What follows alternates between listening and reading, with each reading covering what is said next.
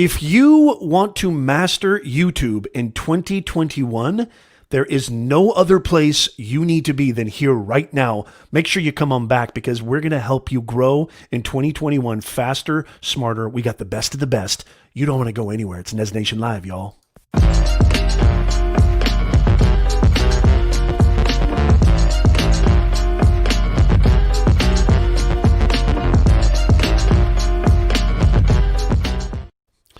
Welcome everybody. It is another episode of Nez Nation Live. I am so excited. I know a lot of you guys already know who we have on the show, and I'm going to introduce him in just a sec. This is our very first interview of 2021. We've got two segments to our Nez Nation Live personal branding podcast show, and I'm going to do as little talking as possible because I have so much to ask our awesome guests, and I know you do too, but I just want to let you know, just in case you're new to who I am Professor Nez, your personal branding coach, helping you earn more, grow faster, and stress less. So make sure that you click subscribe. Please smash that smash button, as we call it here on Nez Nation Live, that like button. We had an amazing show last Sunday. We do go live every single Sunday at 9:30 a.m. Pacific, 12:30 p.m. Eastern Time. It's a live office hours where I answer your questions, anything about branding, online business, making money, YouTube growth, LinkedIn growth, building your online presence, crafting your story. So you want to make sure you stick around with that. Are you guys ready? Because I know I am. Make sure you share this out too, y'all. If you, know anybody who's interested in YouTube, you have to really make sure that you share this out. Well, let's get cooking, guys. I don't want to delay any further. And by the way, we're going to talk with our guest a little bit. I've got some questions for him, and then I'm going to open it up to the chat. So make sure you get your questions ready in the comments because I'm going to ask questions from you guys. So if you have questions for our guest, make sure that you ask them. I'm going to be monitoring the chat. Without further ado, my guest today, he has been on YouTube pretty much since the platform's inception, working with the biggest brands, the biggest organizations, helping them grow billions and billions of views.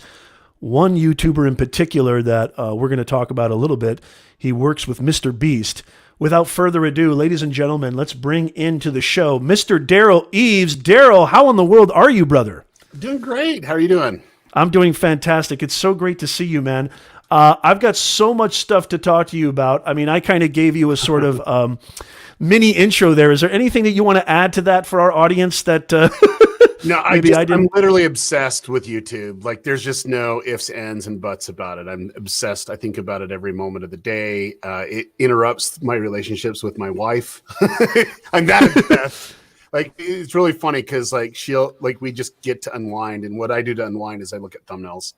And like, what grabs my attention? And goes to that. She's like, thumbnails again. Come on. So. Yeah.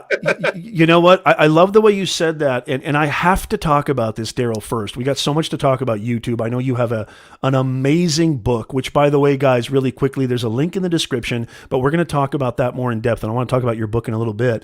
I think, speaking of obsession, we have to talk about what I call the atomic bomb that has dropped on social media, and that is Clubhouse. I know you have been absolutely rocking it. I've already begun a support group for Clubhouse addicts because it's literally, like you said, my wife thinks I'm crazy. Like, my wife's like, what are you doing? What are you doing on that thing?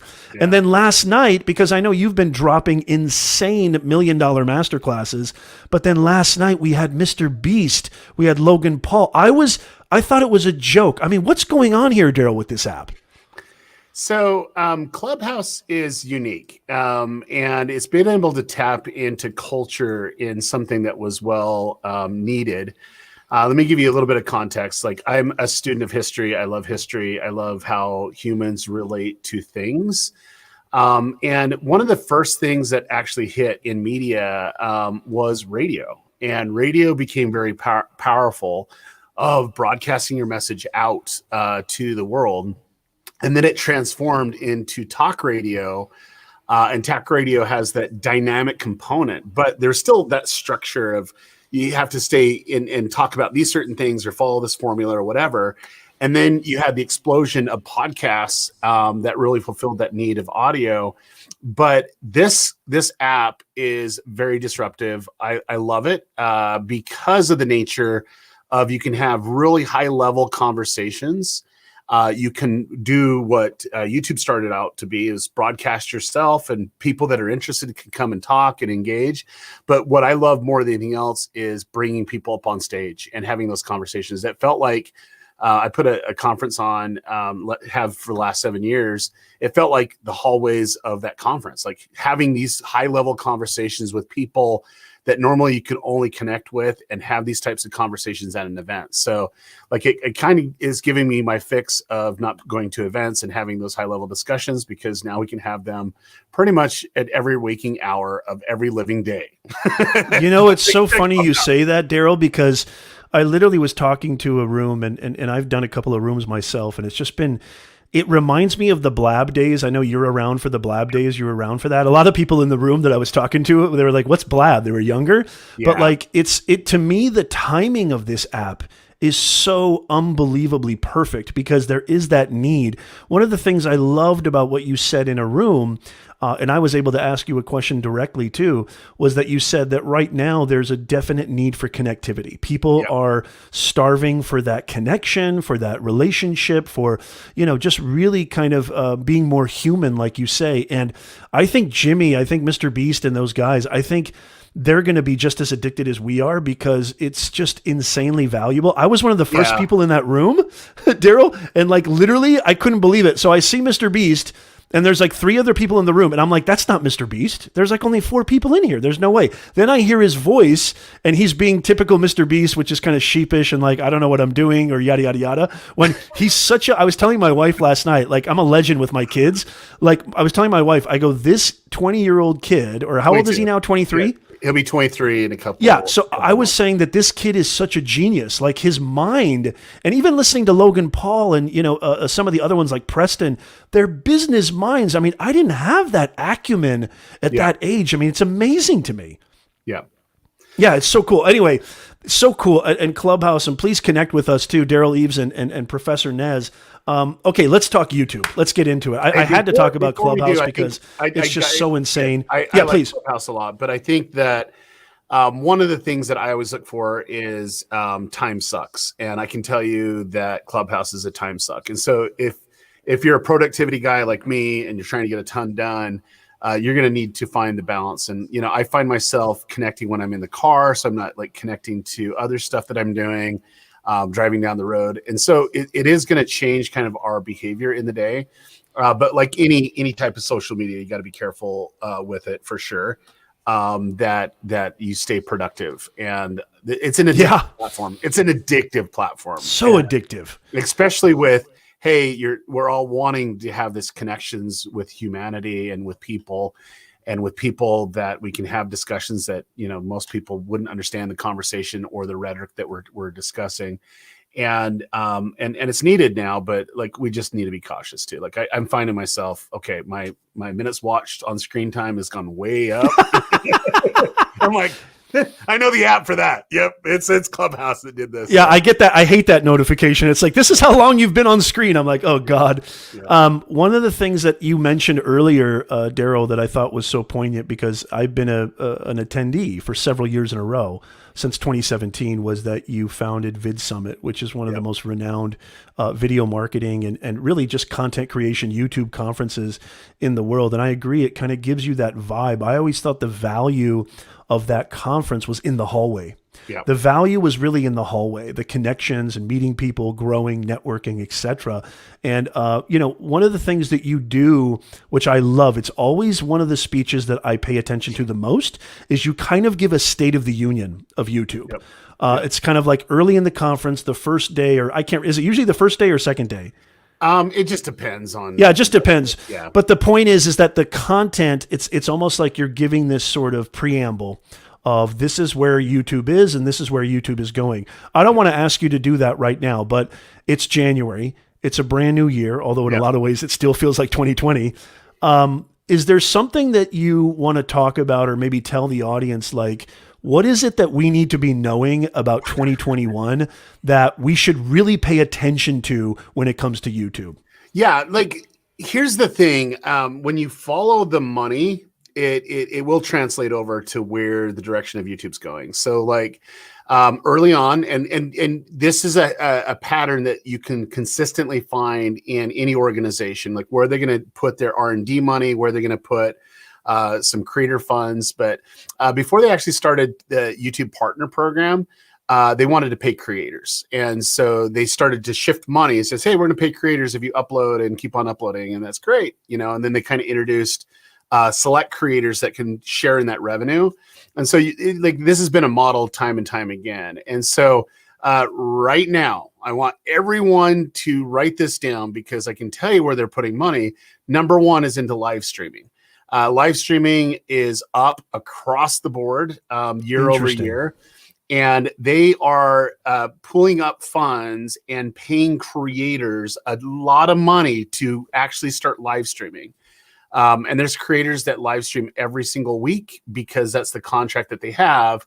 And that contract is YouTube's taking all their ad revenue and any super chats that come through that live stream, but they're giving them a very hefty amount of money that's a guaranteed that they don't have to do. There's no guarantee on viewership or anything. It's just based off of who they are and their audience size.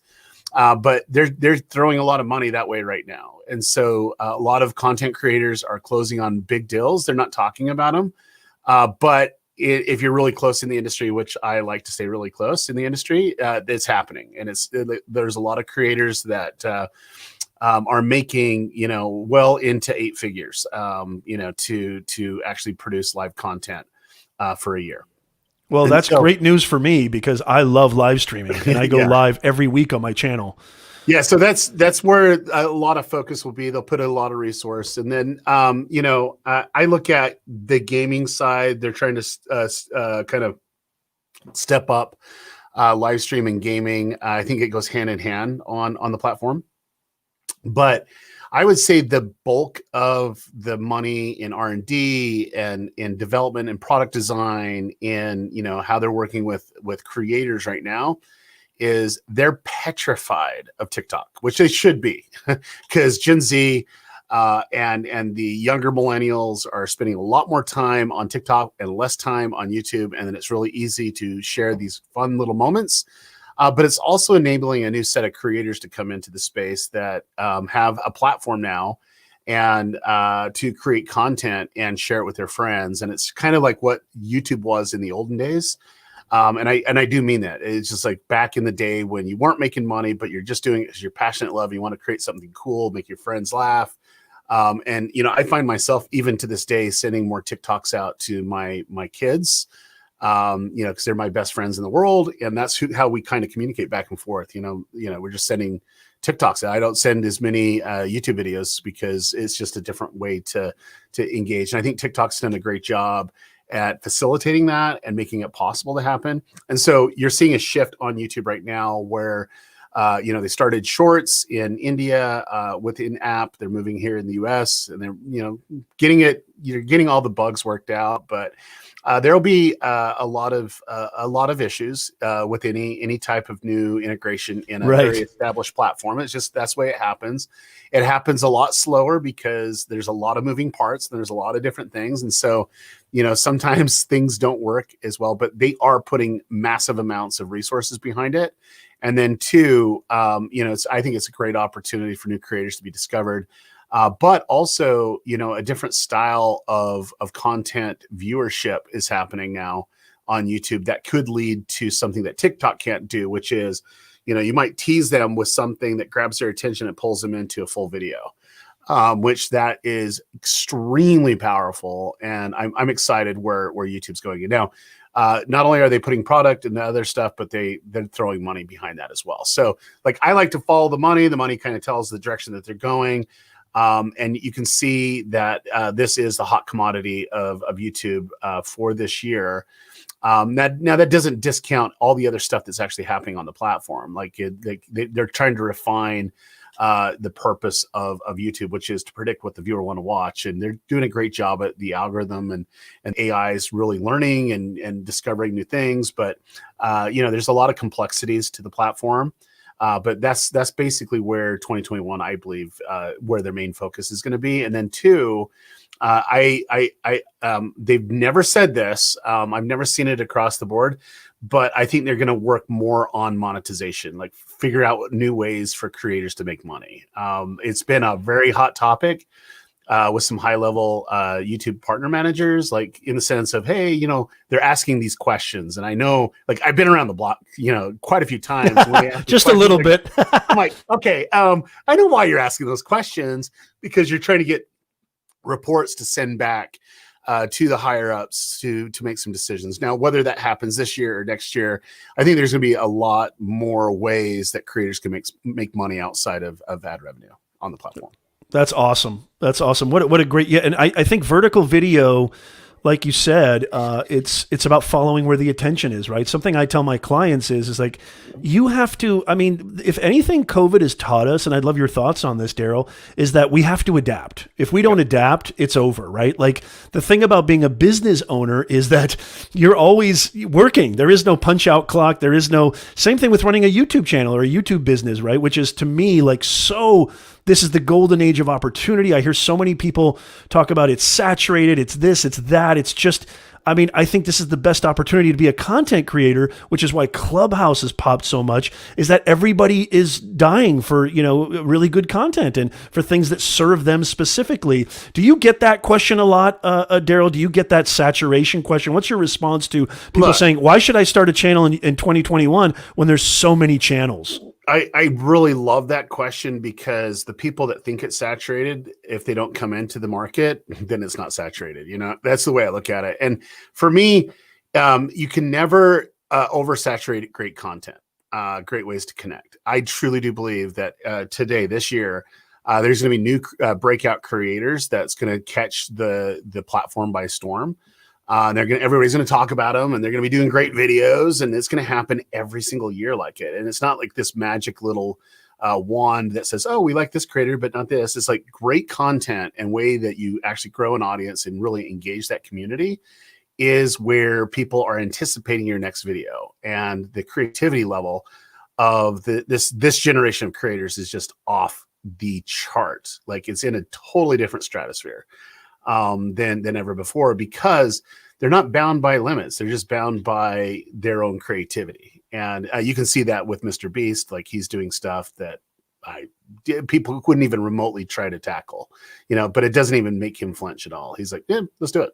And it's so funny you mentioned Mr. Beast, Derral, because last night in that insanely insane room, I don't even know how else to describe it.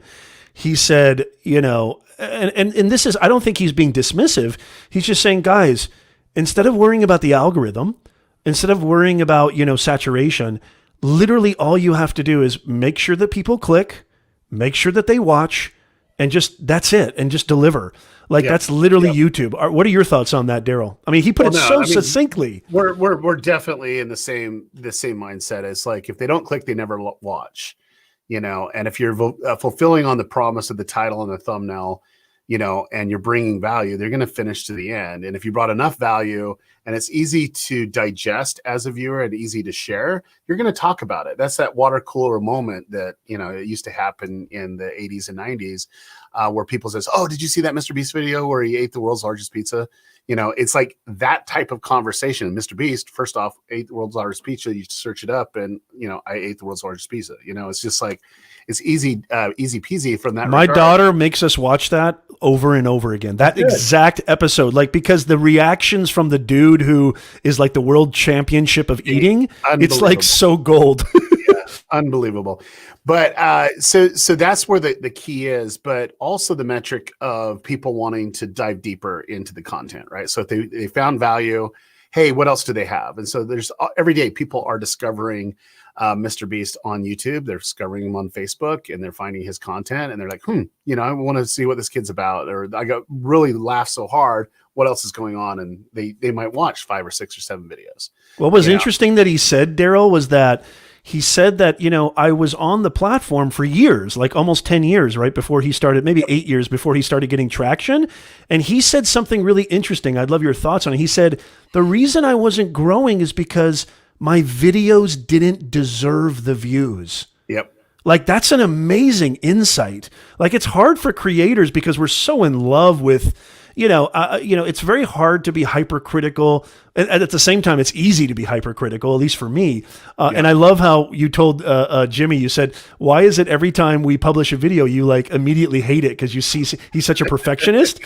One thing I wanted to ask you, go ahead. I don't know if he's a perfectionist in that regard, but he's on the quest to make the best content possible. And I think that's where, just love it. There's a difference between perfectionists, because perfectionism would stop you ultimately from uploading because it's never going to be right?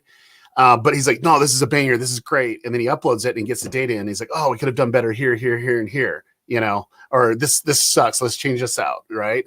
And I think that's the key is you have to be willing to make the best creation that you possibly can in that content, put it out there for the world, but then learn about where the audience disconnected, where you disconnected from them as a content creator or educator, and then analyze that and adjust in future content. And I can say so good that there is no content creator out there. I don't care who you say. There's no content creator out there that even remotely is close to what Mr. Beast is doing, because he is super hypercritical and he's never satisfied with his videos. It can always be better, but they're good enough to get it out the door, to get it right for that upload.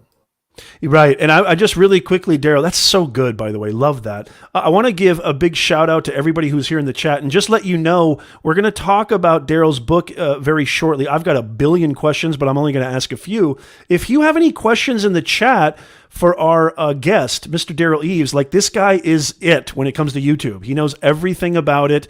And another reason I think he does is because he's so adamant about understanding the art and science. The biggest mistake I made, Derral, when I first started my YouTube channel 4 years ago, and I think a lot of people make this mistake, is that they just thought of it as like an almost like content library, like a repository for your content. When I started to finally figure out, Derral, the art and science of it, which is so in depth, like when you say you obsess about YouTube, I almost feel akin to that, because I don't know about how many creators here, but I spend, and my wife will totally vouch for this, I spend hours in studio. I don't think I should be, by the way. I spend hours in YouTube studio, like every day. Like, okay, let's see those green arrows. I love seeing those green arrows. It just drives me crazy when I don't see those green arrows, and I want to just figure it out. And I think you're probably the same way, Derral. But like, I think it's so cool that, if people just really understood that this is not just some place to slap it up there and throw it there and see what sticks. What you're saying is like really using Mr. Beast as an example of this, is really obsessing over what's going to make the viewer watch, obsessing over how can I make the best content possible. That's going to really get you cooking in 2021. Thank you to Joe for putting the link up there. And we do have a link to the book in the description. And I want to talk about the book just really quickly, Derral. Can I ask you this? So let me ask you this. So I have been experimenting with shorts, and I haven't seen anything out of ordinary, but I have a very specific granular question for you. I'm going to still be doing shorts because it's so much fun. And I agree. And I've been telling clients this too. Pay attention to 9:16 aspect. Vertical video is here to stay because of TikTok. Does it hurt your overall average watch time for your channel because it is so short if they don't hit? And how often would you kind of do them? How often should the experiment last? So I love the question. And I'm going to just kind of correct you on a couple things. Is that okay? Absolutely. Please do. Yeah. I think that vertical video is here to stay because of this. This is a phone, and this is the natural way to look at the phone. This is awkward. This is not awkward. Awkward, not awkward. So it's more about, capturing selfie, like literally try to, when someone's taking a selfie, like literally try, hey, I can take the picture. I guarantee you they're gonna say, no, we got this. And the reason why, it's not awkward for them. They're doing it. Even though it might look awkward, it doesn't feel awkward for that. And so I think that's the reason why vertical video is gonna work. I do think that TikTok's great, and I think that there's a lot of opportunity to do it. I think what makes TikTok unique is the tools that it uses AI in editing, and really helps you become a better editor and put out better content. I think that's what's actually beautiful about it, because it takes a subpar piece of content, makes it amazing because it times it to music and has some pretty amazing effects. And I think that YouTube should really pay attention to the tools aspect of TikTok. But your question was, watch time, does it impact the watch time of a channel? Now, this is where I love to deep dive, and I can honestly say there's not too many people that really go into the depth that I do. Believe it or not, I don't really care for green arrows. I'm more in advanced, I'm more in advanced mode. I want more detailed analytics than just a green arrow telling me that I'm doing a good job. And I don't mean that in like talking down or anything like that. It's just like, I'm really obsessed by the advanced mode. And I can tell you that, every piece of content on YouTube that's in your library, that's in your channel, YouTube looks at it differently. Okay. So it's not like collectively, hey, this all doing it. Now it collectively adds numbers up and you're able to see reports and analytics that way. But one video is like, there's no relationship of that video based on watch time or what other stuff. The only thing that would be in relationship is the viewing patterns and behavior. And then two, what people have in their library, watch history, that would start recommending your content, because like, oh, this creator, they watched 10 videos of this creator in the last 28 days. This creator just uploaded a short. Let's show them the short, or let's show them that video. It's on the homepage, and that's where those traffic sources come in. And so I know this for a fact, is that every video is independent and will be promoted independently. And you could have turds on your website or your channel, and you can put out an amazing piece of content, and that piece of content can perform.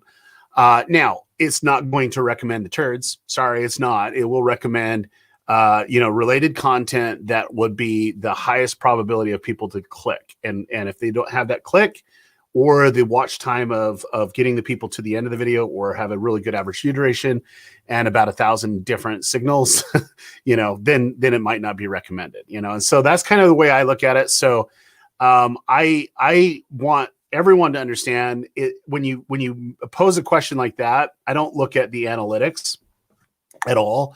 I look at human behavior. Would it disrupt the viewing experience on your content? Would it take the person out of that experience that you've developed a lot of trust in?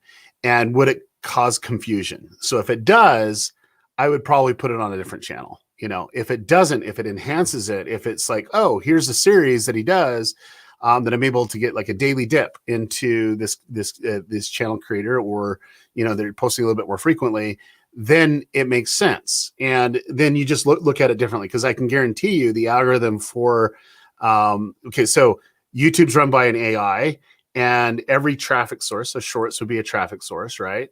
Would have its own algorithm, right? And wow, this is so good. And then there's bots and certain things with there. So it's independent. And so it's not like it translates over. So you have a bad video on a short, and then you have this other traffic source on suggested. It's not going to impact that. Just get that out of your mind. That is huge. Not even remotely close to what's happening. Thank you so much, Derral. That is absolutely huge. You guys listened. I mean, this is gold. It's not about the analytics all the time. It's about human behavior. Well, and correct me if I'm wrong, Derral, but even YouTube has said this, that the algorithm is governed by human behavior. Well, yeah, so, I mean, like this is where like I kind of get thrown under the bus with some people that teach YouTube optimization and stuff like that, and I'm okay with it. I've already come to my realization of what optimization really means. It's like optimizing for humans is what we need to do, and that's what the algorithm looks for. But when you upload something, of course the metadata means something. Like I just started a brand new YouTube channel yesterday. Okay. And wow. Like it's just something like we start one or two a year, and we just started this one. So, and this is like context. I'm not going to share the channel because just the nature of my business, I like to keep things kind of on the DL because everybody's like, oh, he's done all the best optimization and everything, and they copy me, and I don't need any competition there. But taking a look at it today, and this is the strategy. We have 92 views on our first video. And that's not bad. I mean, for only being released for about 26 hours, it's not bad. Now, what's interesting is it's actually performing a little bit higher than I thought. And when I kind of drive down into it, I'm just like looking at it right now, and I want to see exactly where the traffic's come from. 80% of all the traffic is coming from YouTube search. That's no surprise. That's where I thought the traffic was going to generate because it was really important. Now, here's the cool thing is, of those 93 views that's happened in the last, 26 hours or whatever, we had 8 minutes, 55 seconds retention. That's really good on a 10-minute freaking video. Okay. And it's going to only take a little bit of time before YouTube says, oh, okay, we're going to do it. Now, I'm looking for those indicators. We're probably going to double the amount of views, by the time that we release the next video on Saturday. But what's interesting is there's a couple indicators I look for when traffic sources come up, and I'm probably the most sensitive on traffic sources. There's not other creator that really deep dives into it, and that's why I don't really care about the green arrows, because I care about traffic sources and the stuff that's in there. But my next traffic source in the last 48 hours is other YouTube features. Okay, and that has like 5.4%. And then I have browse feature, which is homepage and subscription feed, which it's not subscription because we don't have any subscribers yet. I guess we have 6 now so far.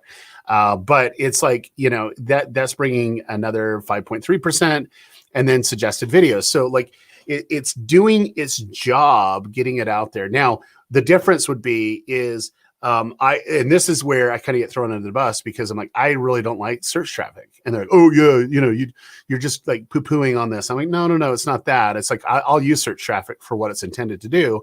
I want people to search and find, but I want to have them find so much value that they'll want to watch more, and they won't need to go search for it because, they'll want to click on that next video, which is in next up, and that will get that suggested view. And then 2, when they come back to YouTube, it'll be on the homepage, and then that will be that browse feature view.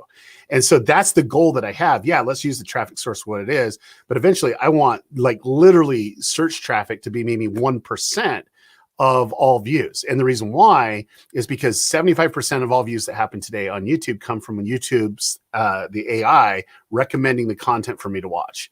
And that right there, once you can wrap your mind around that, that's where massive growth goes. I see it every day. It's really, really important to understand that. So that being said, now when I'm starting a new channel, I'm very particular on traffic, the momentum of traffic, and then what the viewer will do next. And so now, believe it or not, my best video of all time for this channel comes out on Saturday. And it's really freaking good. Like, it's really good. Wow. We spent a lot of time on it, and ideation and understanding and going from it. We spent a lot of time on it. And the reason why I want it so good is because now, it should be about 200 or so views by the time, this jumps out. Sorry, I'm getting a text. I forgot to hit, Mr. Beast wanted to chat. So tell him to come on over. But like I'll have up 200 and some odd views, and then that's 200 and some odd people that have that one video in the watch history, right? And that's really, really important. And so when I release another video, I have the highest probability that my next video that could entice the person that just watched the other one, that searched out and found that video, is now going to see my second video on browse feature, which is homepage. And it will show up on some, if anyone hit notifications, it might come through notifications, or it will come through subscription feed. And so like for me, I obsess with that, because once you understand the natural form of how people watch content, and you can get them to do that specifically, and how many of your videos did they watch in the last little bit, because that will be videos that's in their watch history. The AI looks at that, and then it looks for patterns of like-minded people that have similar viewing histories and the type of content, and they start to pull this data together. And that's where you see massive growth. And I can honestly say that, like, that right there, when that occurred, when YouTube switched over to the AI, is where I literally developed the formula to grow audiences, because it's about people and it's about providing value for that people and getting people to want to watch more. And that's kind of human nature. That's why I'm a student of that, for sure. And I love that. And here's just a follow-up question to that, Derral, because I think a lot of people do, and I'm one of them. I'm guilty of this. If I'm understanding you correctly, and please feel free to correct me if I'm wrong. You want to optimize for the audience, for the viewer, rather than solely focusing on search. Or are you saying don't focus so much on SEO, keyword, and search? Well, no, like what I'm saying is humans respond to keywords. Like I could give you a word that would provoke curiosity for you, and you'll want to figure out what's in that video. Like I don't want to discount that at all. And then two, there is weights of what people are searching for. There's different keyword and trends that you'd go by, but like don't think that that's your end all solution to success. Got it. Okay. Yeah, because even if you rank, it's only a matter of time before you're not ranked anymore, because it doesn't matter how amazing it is, because it's either doesn't have the search volume or people are not interested enough to, when they see your results, that they're going to click on it. And there's a reason why we're getting clicks right now. I knew that thumbnail would actually perform. I understood that title would perform in search, but it's optimized for humans, and it's getting people like, oh, that's really interesting. They click on it. And so at the end of the day, that's what we need to do, is take a step back and realize, okay, yeah, let's have those keywords that are amplifiers that will pull curiosity in from the people. And then it'll also show up in recommendations based off of, keyword things. But as soon as YouTube has the data it's looking for is viewing behavior. As soon as it has that, it throws all that other stuff aside. And it's a very minuscule amount of that correlation data, because it's more about people than it is about keywords. And once it's because imagine this. Let's just say that you had a video that has 100,000 views, okay? And of that 100,000 views, you have 30,000 that like similar channels. They like similar videos. They've watched similar videos in the last 28 days, okay? And if some of that content that is being consumed by those people, okay, that group, when a video comes out by something that would be related in patterns that this group would respond to, what is YouTube going to do with that? Well, I can tell you what it's going to do. It's going to put it on the YouTube homepage for them, because that unique experience based off of their viewing patterns and behavior, you now have 30,000 people that's going to see that title and that thumbnail, that's going to get an impression on that homepage. And then whatever they do to that, well, based off of it, gets to send out more. If it triggers, it says, oh, this is higher than normal for this group of people, let's get it out to more people. And I think that alone, once you get it out to more people, that the YouTube will always increase impressions until it either saturates the sample size that it's going after, or it actually extends it out to a larger sample size and gets it out to more people. And I've seen that time and time again. I think Mr. Beast is brilliant at that, because it started with a small hardcore, and then now it goes out. Now it goes to general, everybody's going to see it. It's going to be on trending. It's going to be across the board. People are writing blogs on it. People are, there's so much stuff happening off of YouTube that's talking about stuff that he's doing on YouTube. It goes out to a way general audience. And so when you're getting billions of impressions, of course, that's going to go and translate into views. I love that. And if I may just kind of button up that topic, Derral, because it's so interesting. Do you think, so I love that you said you don't discount search, obviously. And you hear all these people talk about, well, YouTube's the second largest search engine on the planet, so you have to understand search. Would you say that the biggest mistake that YouTubers make is they focus too much on search? I think they focus too much on optimizing the wrong things. And Gotcha. I do consults all the time, and they're like, oh no, this is perfectly optimized. I don't even know what this title means. Like, yeah, you have all the keywords, but I'm not going to click on that. There's never in a million years I'm going to click on Right. that. I know that feeling. I know what you're talking about. And I'm like, come on, like, let's like at least have some logic and reason here. It's like Google. It's like Microsoft Windows. You want click. It's like, what?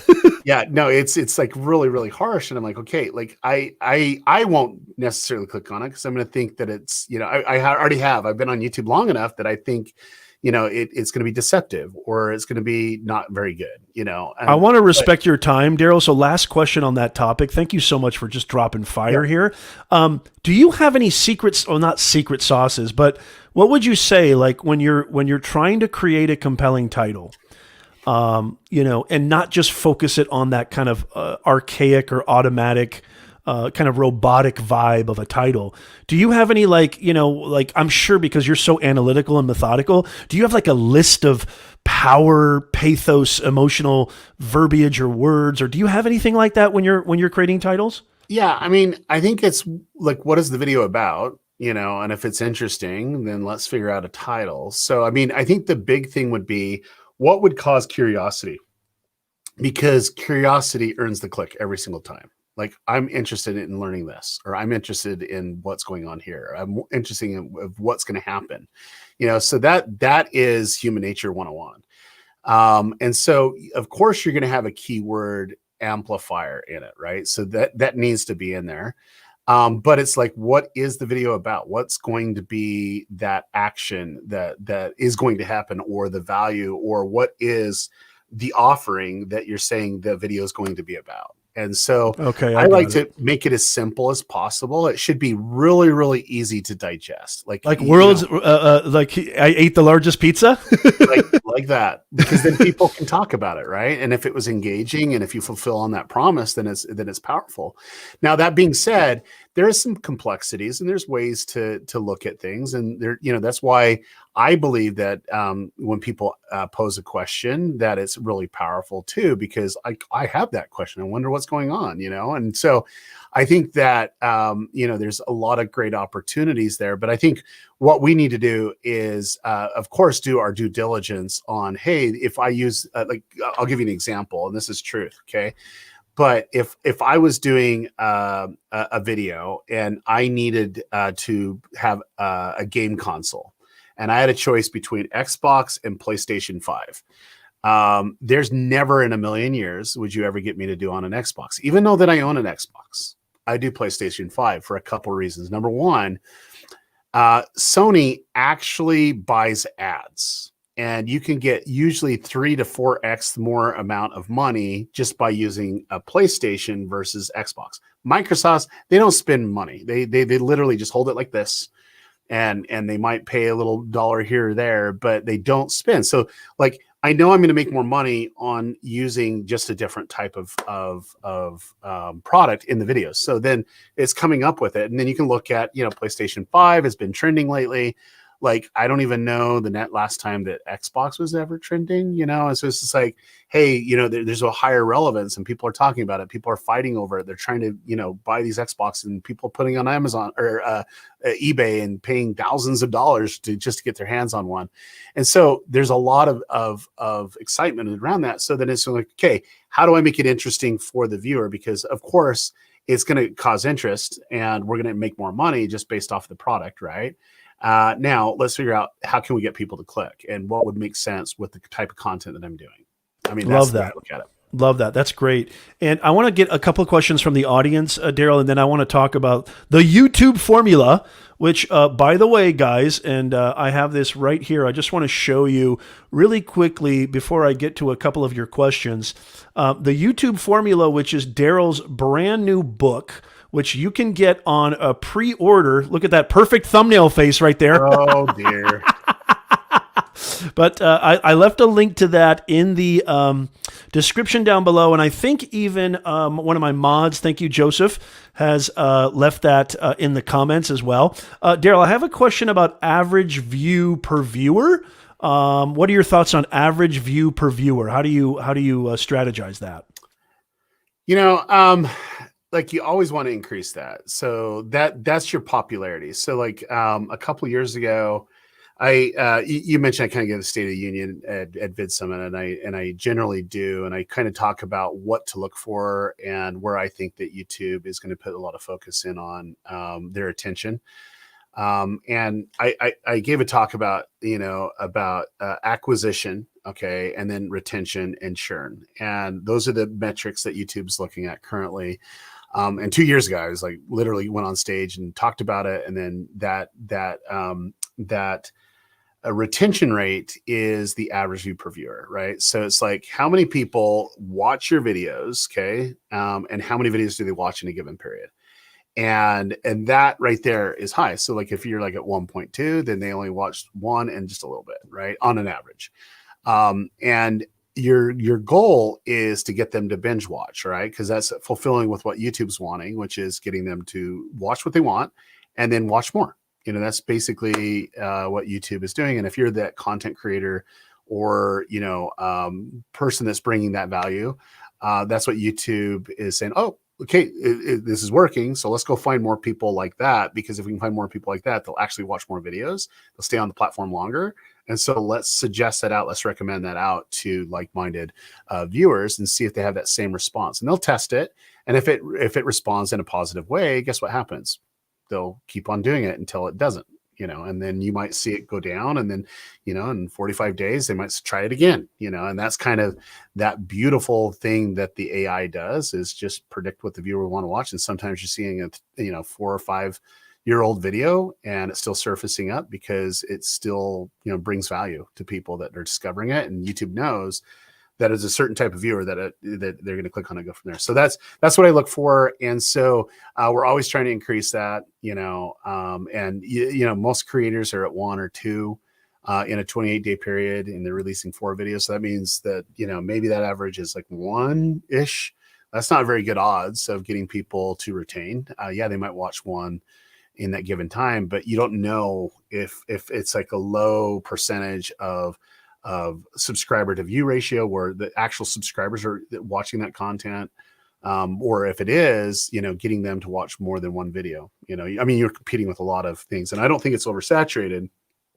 I think you have to give them a reason why they want to watch it, and that's where that creativity and really connecting with predicting what the viewers want to watch as a creator is so key. Love it. Love it. So I want to segue into the book. I want to talk about this. Thank you so much, Derral. Thank you, chat. The chat is on the book. Yes. There's the YouTube face. I love it. Everybody's like, why do you do that face? Well, I can tell you, it's my face. I've been doing it since the 3rd grade. So, why change? I don't need to conform, right? Yeah, exactly. So is this your first book on this specific topic, Derral?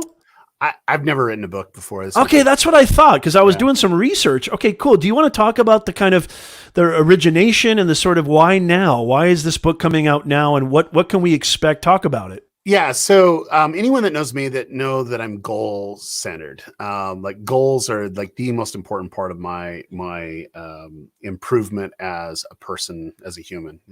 And so I'm looking to improve all aspects of my life. And I work in kind of these weird 3-year increments. Okay. And every July I set my goals for the next 3 years. And it would be my 3-year goal, what I want to do in 3 years. And I believe that gives us enough time to do those things. And so usually I do that in July, and I think about it and refine it for about 6 months. And then come January, I try to make that happen within that year. So like my 3-year goals become my 2-year goals. My 2-year goals become my 1-year goal. My 1-year becomes my 6-month goal. My 6-month goal becomes the things that I'm doing right now in my life to improve. And so I'm very centered and focused on where I want to be. And so I'm very methodical on that path. But once I'm in, I go after it, right? So 3 years ago, I put that out there. I'm like, hey, I really want to contribute. I've always wanted to write a book because I'm an audiobook junkie. Like I go through, maybe 70, 80, 90 books a year, if not more. And I feel like I have value. And I think the type of audience that would learn in an audio setting or a written setting, they deserve it. And so like for me, it's always maybe if I have a free moment to make a video, maybe if I have a free moment to give a presentation. And so there's a lot of things that I've worked with clients that I've never shared before. And it's not that I was trying to hold back. It's just, it takes time. And realistically, for you to understand the reasoning behind it, you have to give context. And I don't have time to give context of every little thing that I teach. And then you'll have all these naysayers. Oh, you do this because of that. And you're not thinking about this, but they don't realize that they're idiots because they're thinking about one thing that has no relationship to the other. So that's kind of why I decided to write a book. And then I just believe I've been working with my staff. We got some scripts and got some stuff going a couple of years ago. And I'm like, I just don't like it because the YouTube changes so frequently. I need to figure out the best way to present it. And so I wrote like 3 or 4 different versions of it. And I wasn't going to give up because I don't give up. I just analyze and adjust. That's just me. And I go, okay, I'm heading to Singapore. I'm going to talk to TikTok corporate. I'm going to do some stuff in Asia, and then I'm going to take a month break, and I'm going to go to Hawaii and take some time off and just think about how I'm going to do this because I only got 1 year left to make it happen. And I was actually coming back from Singapore, and we just rounding up the kids. So we're just going to head to Hawaii. And I got this random email, and it's from a major publisher, Wiley Books, and they're like, "Hey, nice. We've been around for a long time, and we really, really, really, really like your style of training and presentation. Have you ever considered writing a book?" I'm like, "Oh man!"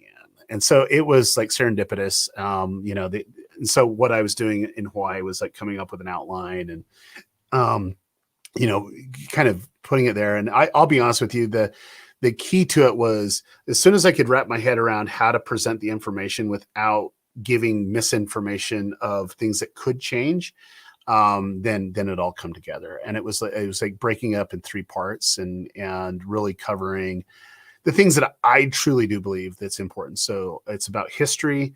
The history of YouTube, I think you can learn so much by history. That's why I'm a history buff. I love it. But it's more about the platform, what's intended to do. And that would include the algorithm, the AI, and, the history behind it and where they're at right now. And then the opportunity is part 2, like all the different avenues to make money, because it is about, making money. And then the end part would be the YouTube formula, which is the human formula. If I was going to say what it is, it's just understanding how humans respond to content online. Love it. And that's basically the indicators, what to look for and what's actually important to focus in on. And so the cool thing about it, and this is what I'm really excited about, is the foreword was written by Mr. Beast himself. A lot of the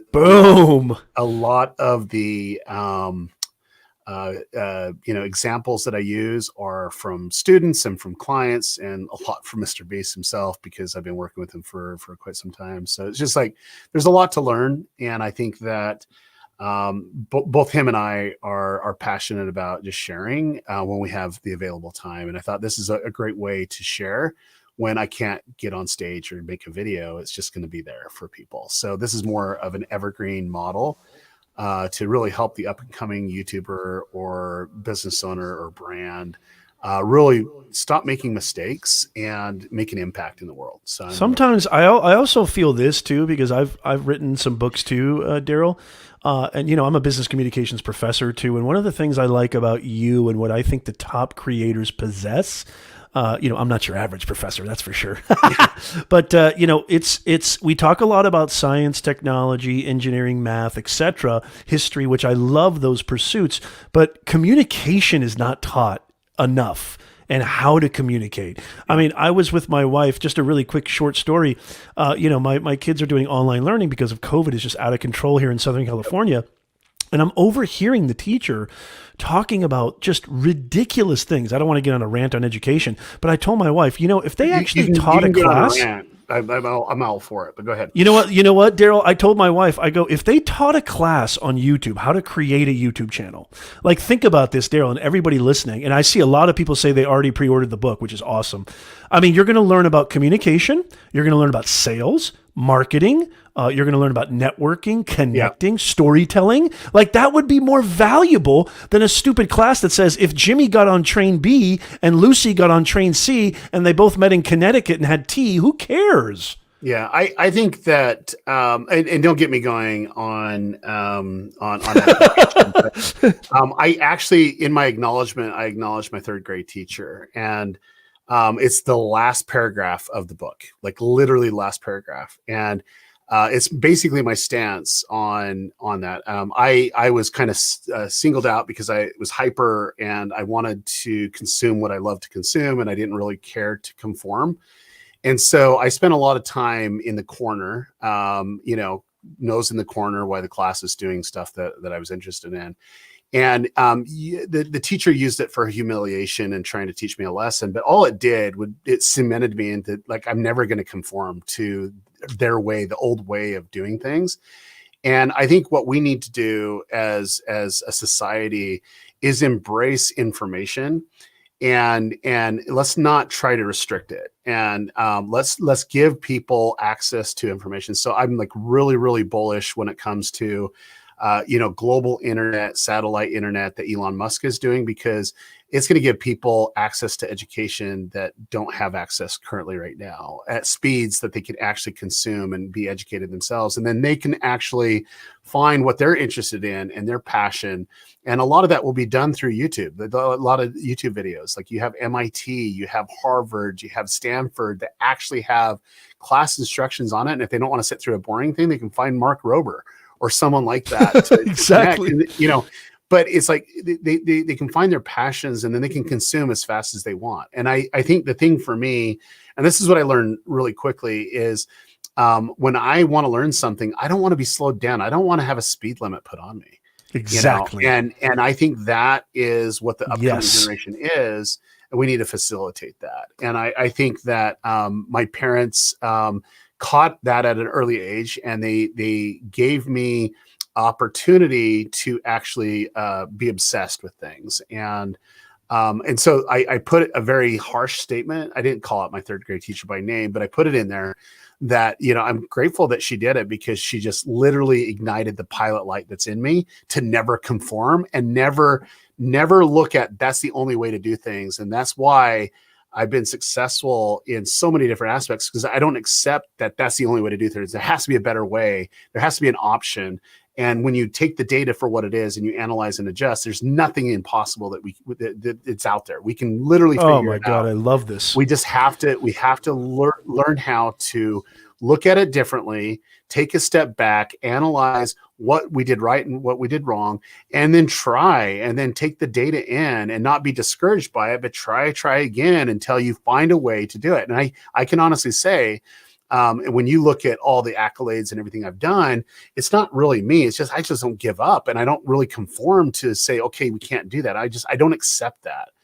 And I don't believe that. And yes, it might cause gray hairs and issues in my life, but that's who I am. I will not give up. And I think that's the whole essence of anyone's journey. You have to be passionate enough and understand where you want to be, and then really do whatever you can ethically. I want to put that in there, ethically, to get where you need to be. And I think that would make our humanity a lot better. And I'll be honest with you, there's a lot of people that hate on Elon Musk, and I love Elon because he's the same way. He doesn't give up, and he has like a master vision. Like he wants to literally save humanity by giving us an option if anything ever happened to this earth, right? And if you look at everything that he's done outside of PayPal, when he went to PayPal, it was leading to that end goal. There's solar power. Well, they need solar power. They need better batteries. They need the mechanics and all the little fine details that's happening in Tesla. It's not necessarily Tesla's going to get us to the moon, but it is, because all those little things go hand in hand with SpaceX, excuse me. But it all comes together, and you can see the master plan in it. And what I love about it is, like, he literally tried to get a conversation with the head of Apple to buy Tesla because it was going. I can't believe that they didn't take the meeting. They wouldn't even take the meeting, and that goes to show is, lack of foresight. All he wanted to do is actually go where he wanted it to be, which is his main goal. And money doesn't really mean anything to him. It's means to an end. He'll literally invest every dollar that he can to get what he truly wants. And I can honestly say, when it comes to YouTube, Mr. Beast is the same way. He will put every single penny into that moment of getting him where he wants to be. And you know what you said the other day in the room, Derral? This is why I love Derral so much. Not only does he just absolutely give, and serve, but he's generous and kind. And I'm going to embarrass him for just a second, because in the room that I was in 3 or 4 days ago, and there was a lot of big names in there. It wasn't Mr. Beast, but there was a lot of big names in there. And Derral said, you can learn something from anybody. I don't care if you have 0 subscribers. I don't care if you have 100,000 subscribers. I don't care if, you have 10 subscribers. He said he could learn just as much from beginning YouTubers as he could from, somebody who's a veteran. And so the fact that he treats everybody like a human being, and then he came up with an example where Mr. Beast reached out to influencers and they didn't give him the time of day. And then he blew up and these same guys messaged him, and Mr. Beast is like, are you kidding me? Like, look at these DMs. Like, why would I want to work with you now? Being human is so key. I love, Derral, you know what? We need to have you on again so we can do a human mastermind. But here's really quickly. Yeah, go ahead. I think the big thing more than anything else, and I know that the nature of this podcast and this live stream and stuff like that, but I think the essence is, we all have opportunity you have to be passionate about. Now, I kind of get thrown under the bus because people look at, my how-to YouTube channels and view that for my success. And they don't know that I own, a lot of channels. And you can see in the video for that, of how many play buttons I have. Those are actual play buttons of the channel. Gold play buttons too. Yeah. We got quite a few of those, but it's like, the reality is it doesn't matter. You have to be passionate about it. But for me, it comes back down to economics, right? So it's like, if I have a channel that makes, 8 figures in a year, and then a channel that makes maybe $10,000 in a year or $20,000, where would you put your attention and focus? And for me, I like to create, what I geek out over is doing stuff and then creating a system that it can run on its own. That is literally the story of my life. And it takes a lot of time, energy, and effort. And that's the reason why I have multiple businesses, because I love it, because then I can go and do the next project and the next project and the next project. However, it all has synergy to a specific direction. So, i.e., I'm not calling myself not even remotely close to Elon Musk, but how SpaceX and Solar City, combined, they bought, I'm sorry, SpaceX is its own thing, but it was Tesla and Solar City combined. It made sense because it was the same guys coming in and going from there.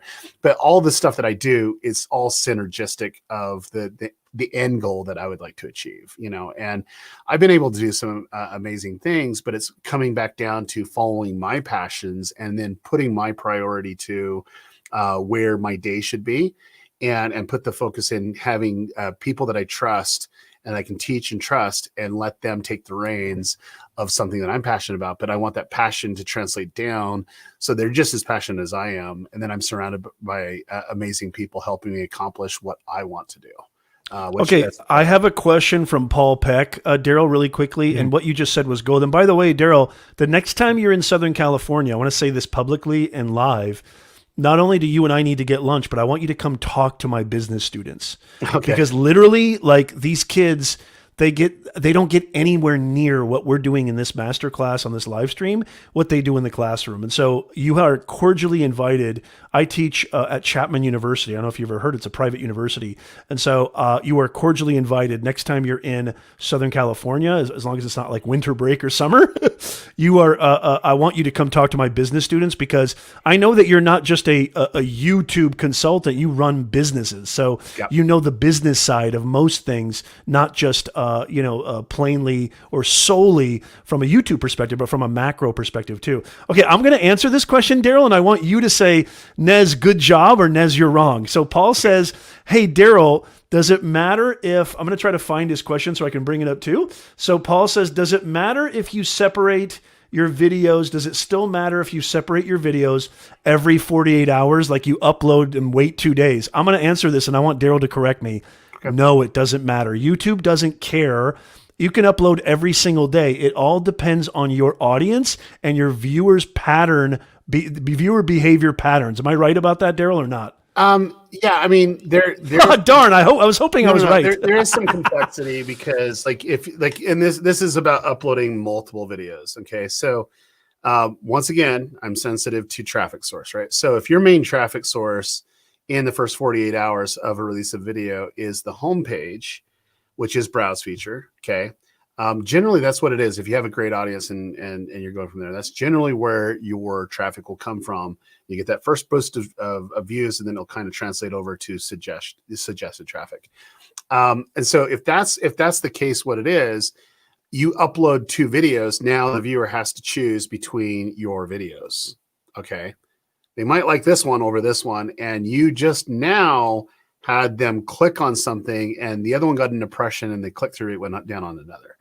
And so if that's kind of your strategy, is there. Now, keep in mind the AI is smart enough and it's going to recommend what the viewer wants to watch, but it's going to have to make a decision because it's fresh content. It's like literally fresh content coming out. And so, oh, that's so good. I do want to say this though.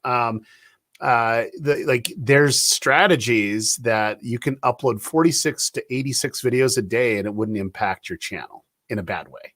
Wow. It wouldn't impact the viewer in a bad way. It's just based off of your approach and what you're trying to do. And so if your traffic source is suggested videos and it's more on the evergreen, you can upload as many videos as you want if it's just suggested videos, because now it has relationship data of keywords and the video type that people can go to. And you literally go to Social Blade and look how many videos WWE has put up. And you can see that they're one of the most watched channels on YouTube because of how vast their library is. And so, there's different approaches. I don't like to, like I said, I don't like to conform to one way. I like to look at and analyze what is the best path and then create a plan around that, because it does make sense if you have a vast amount of library. And I've given that consultation a lot to different creators and different brands that have a vast resource of content that would be better meant for that strategy. And then 2, there's a lot of people that just want to do this 24/7. And so they don't mind going daily. And I don't think that's a bad thing either, as long as, it's about the viewer and the viewing experience, but it's more about, where the traffic's coming from and how it makes sense.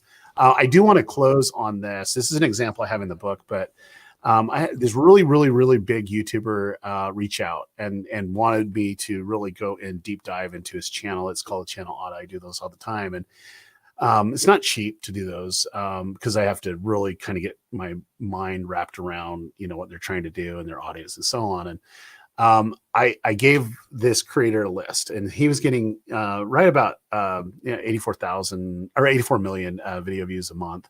So, I mean, people would see that as successful, right? And we kind of went down, and I made a couple notes, and he was uploading twice a day.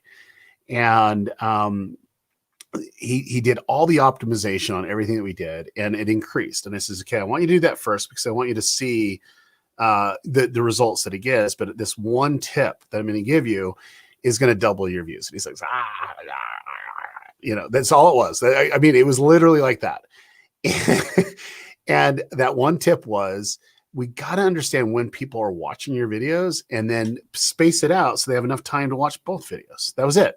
Instead of doing it the way that he was doing it, and you will get double the views based off of, instead of having them choose. And he's still doing it 2 days a week, or 2 days or 2 uploads a day.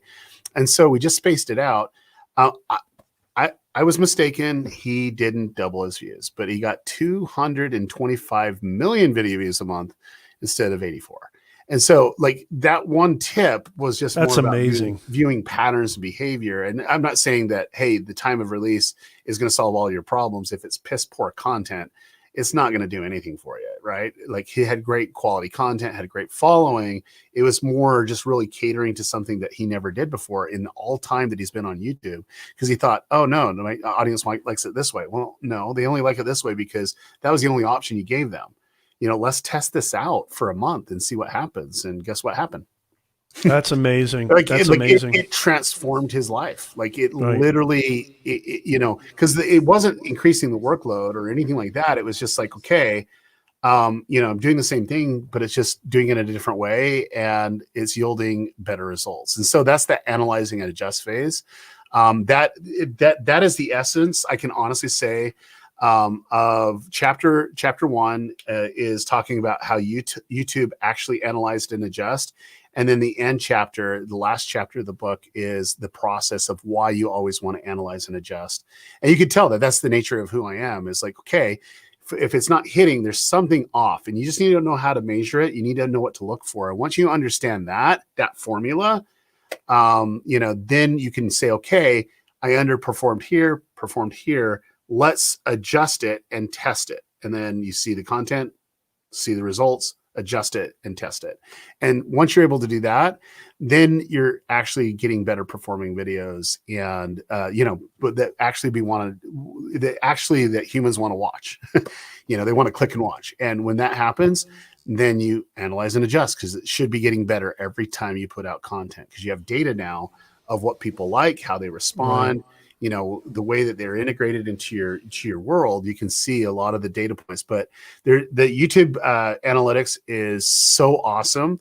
But I do believe that 95% of all creators look at the wrong things. And it's not that YouTube's giving us, there's so much to take in. And they're doing and this is not to run you over with a bus, but it's like you're giving you green arrow saying you're doing good, but it doesn't tell you how to improve. Now they're giving these little things. Oh, you've done this, and if you do this, they'll help give you better results. And they're starting to do that now in analytics, which is super great. But still, even to the point, we should literally only obsess over the content. The content is the title, thumbnail, and the video, and what people do next. And if you really obsess over that, all the other stuff doesn't really mean anything, And it's just context of how well things perform. Because if something's going to perform differently if it's found through search than it will on browse feature. It just naturally will, because people are searching for something, and when they discover it, you're going to see a higher drop-off rate. They really will, because if you don't provide the value, what they're looking for immediately, they're going to drop off. And when somebody finds it through browse, they've actually already integrated with content that's similar to that. And so it's viewed a little bit differently. It's discovering the viewer. And that's something that we need to look at. And, once you understand those dynamics, and I actually cover it in detail in the book and with my students, it's just like I go way in depth on it. It gives you a better understanding of people and how things respond. And there's patterns of success out there. And I think the most arrogant thing that most creators have is, why does this channel have so many views and I can't even get seen? YouTube's out to get me. I'm like, no. It's because your content sucks, and their right. Content doesn't. But it doesn't make any sense whatsoever. They don't get how that is even possible. Well, I'm like, you might not be the target audience, so it doesn't make sense to you, And so, like, at the end of the day, let's take a step back and realize who we're creating content for, and then look for those indicators and the signs of how to improve our content for them. So more is not necessarily better. More is not necessarily better. Yeah. I mean, Mr. Beast does a video. I've noticed that Mr. Beast does his last video was a couple weeks ago, wasn't it? They're not really back to back, are they? They tend to be, like, if you look at January's notorious of low CPMs. Like, why spend a lot of money when you're not making a lot of money back, right? And so I noticed that. There's other things. I mean, like, he's very smart and strategic, and there's, like, when you do the mad dash in fourth quarter, because that's the most profitable quarter, you got to give your team time to recuperate, right? And some of the videos that came out in January were supposed to come out in December, but they just weren't finished. We just got behind on stuff. So it's right. Just like there's that opportunity. And I think it's just finding a good balance between the profitable times on YouTube and then to, maybe be a little bit more casual on the times that it's not as profitable. So. Okay, guys, the name of the book is The YouTube Formula from the great Derral Eves. I call him the YouTube master. I mean, he really just, if you listen to what Derral says, you're really going to have the perfect strategy and idea of what you need to do to really scale, grow, start your YouTube channel, the whole kit and caboodle. I'm dying to get this book. I've already pre-ordered. I know a lot of you guys have already pre-ordered it, and make sure you go to the link in the description. And I know that our mods have put links there. I already see a lot of people in the chat who said they already pre-ordered it. Somebody said it's not available on Amazon, but I think that if you go to the link that we have, you should be able to get it. And so, Derral, go ahead. On Amazon, it's like across all the boards. What it is Amazon, until like the pre-order, it doesn't index until it's available, right? And so you can go to it. You can go to ytformula.com, and when you go off, it'll show all the different stores that it's available. You can click on that link; it'll go directly to the specific product. Now, it could be in a different country, and we have different release dates in different countries. It is a worldwide release, but you can go from there. But I can guarantee you, if you go to ytformula.com, you're going to get the book, and that's where we'll be shipping it to you for sure. Well, hey, man, I just want to say a big thank you to you, Derral, for being here. We went well over an hour, which I feel like I could talk to you for 10 hours. I know everybody, the chat's on fire. Like, I feel like if we could, but we got other things to do. I got to take my kids for their afternoon kind of get out of the house deal.